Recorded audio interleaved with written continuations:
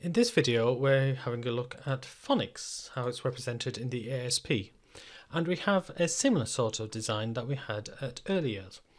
So your phonics pupils have to try to correctly pronounce 40 words, half of which are alien words which don't exist in the dictionary. And this is the percentage of pupils who have attained the expected standard, which from 2012 onwards has been 32 out of 40 words. So I've got that. At the top we have your average score, so average number of words decoded, and then further down we have your pupils put into categories of 0 to 7 words, 8 to 15 words, how many words they correctly decoded, with 32 being the pass mark. If I click on Explore Data in Detail, we get this broken down into more cohorts than there was at early years. So here we have all, boy, girl, disadvantaged other and ever 6 free school meals. This was delayed when the Key Stage 1 and Phonics figures were initially presented on ASP, so it might be delayed in future months. It was about 3 or 4 weeks after the initial posting that these were added. Children looked after, the same. SEN and English as a first or additional language. Cohorts that used to be there in Raise Online and aren't now are ethnicities and term of birth, because there's a 6% nationally difference in achieving the expected standard for autumn and spring and between spring and summer. So we have all pupils, the number of pupils you got, and then very rare in ASP, the number of pupils who were absent or didn't take the test, who didn't achieve the standard and who achieved the standard, and then the percentage of the pupils who achieved the standard compared to the national benchmark. So the national benchmark is all, boy, girl. Your disadvantaged pupils are being compared with the national non-disadvantaged pupils. Your Ever 6 free school meal pupils are being compared with the national non-Ever 6 free school meal. Your children looked after. Technically, they are being compared with the national non-children looked after, but that removes so few pupils from the all that, the vast majority of cases you might as well just look at the all pupils as the comparator. Your SEN pupils, if you remember the Ofsted Inspection Handbook, they are being compared with the national all, except for your non-SEN pupils, which are being compared with the no SEN. And your English and your first as a first and additional language are being compared against the national all. So the cohorts which are being compared like with like are all, boy, girl, non-disadvantaged and non-SEN. Everything else is being compared with the national all or the national other. Now, if you do want to find out, say, what the national phonics disadvantage percentage is, you will not find that in ASP.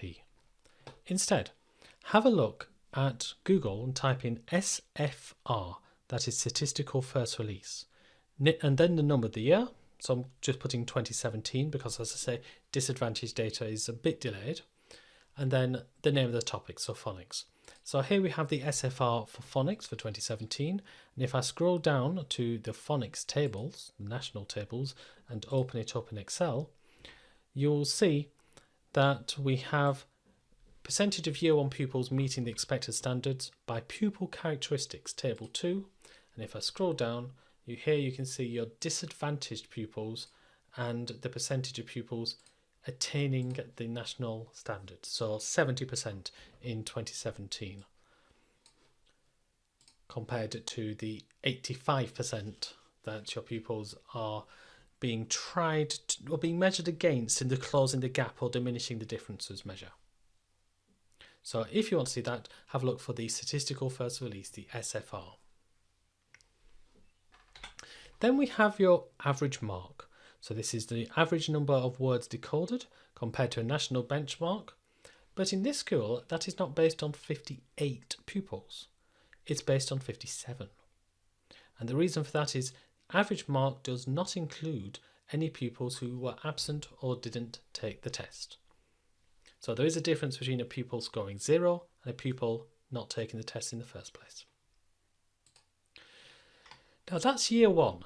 I've talked nothing about year 2, and if you go into the Phonics tab, you'll notice year 2 doesn't exist. Instead, if you want to see year 2 attainment, you have to go into list of reports, Phonics year 2. So at the bottommost tab in the ASP and then Phonics year 2. And this gives you your Phonics 2 attainment. However, no national figures. And the reason for that is because this isn't by the end of year 2. This is just pupils who were rescreened in year 2. So here we have 9 pupils in this fictitious academy who were rescreened. It used to be that the IDSR showed your attainment by the end of year 2, no longer. And the IDSR doesn't take account of phonics in year 2 at all. So if you want to work out what percentage of pupils achieve the expected standard by the end of year 2, then you have to work it out yourself. Have a look at how many pupils passed the previous year in year 1, add it to the number of pupils who passed in year 2, remove any pupils who have left over those 12 months and who had passed, and then divide by the number of cohort. The national average is about 92% to give you a comparator. So there is another hyperlink in the list of reports, the Phonics Year 1 pupil list. And this gives you the basic information about the pupil and also what their mark score and outcome was in phonics. This also exists for Key Stage 1 and Key Stage 2. So this is how phonics is represented in the ASP. So now let's have a look at some points to ponder.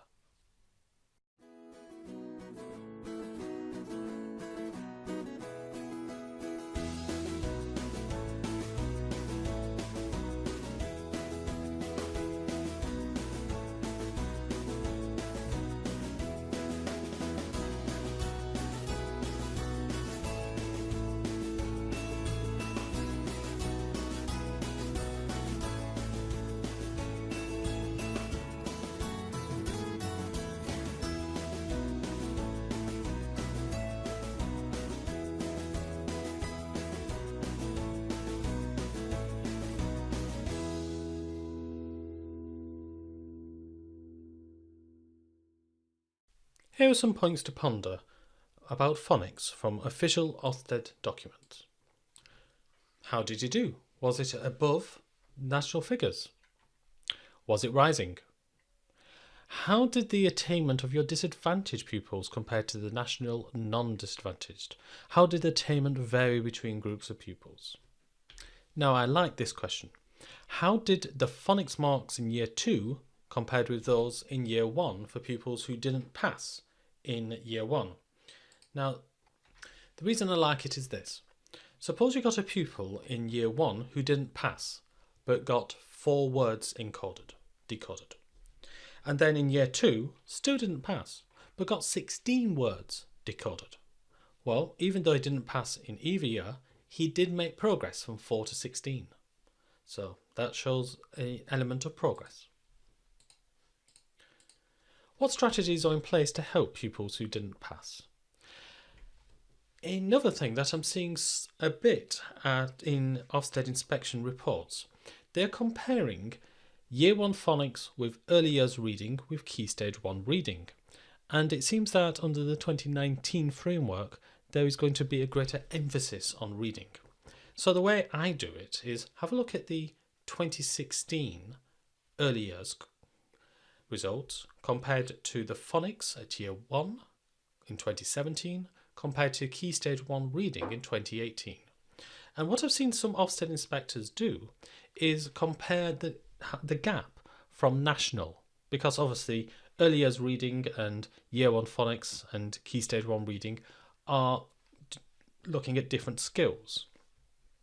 So what I've seen inspectors do is have a look at the national gap and see how that has changed from year to year to year. You can also do it for just 2018. Have a look at early years 2018, year 1 phonics 2018 and Key Stage 1 reading in 2018. Although that is not with the same cohort. I preferred using exactly the same pupils in 2016, a year later in 2017 and a year later in 2018. How does this look for all pupils and for disadvantaged pupils? Are there any patterns of groups who didn't consistently reach the level? Notice the word consistently, so not just one-offs. What additional support are there when you get to the junior phase for any Year 3 pupils who didn't achieve the level required? Have SEN or other factors been explored? And not just explored, have there been any assessments? Have there been any measures made? Now, what is the evidence of the monitoring the quality of phonics and reading, not just in Key Stage 1, but also in Key Stage 2? However, you'll note in the Ofsted myths that they do not require complete evidence in writing for things like hearing pupils read. They expect to see some evidence, but for instance, Ofsted doesn't expect to see photographic evidence of pupils' work. It doesn't require schools to undertake a specified amount of lesson observation and so forth. So if you are interested in this, then just Google the words Ofsted myths and you can see the 7 things that Ofsted want debunking. Is there a consistent approach to the delivery of phonics in Year 2? Is it tailored towards engaging all pupils and raising their performance?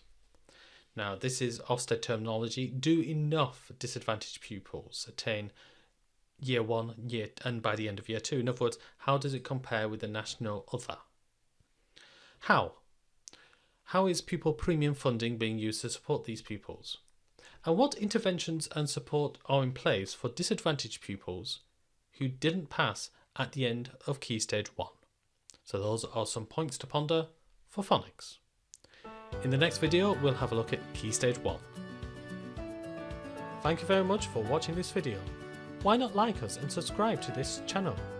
And why not subscribe to our free premium mailing list, where you can get 10% off our best prices and advance notice of what's happening.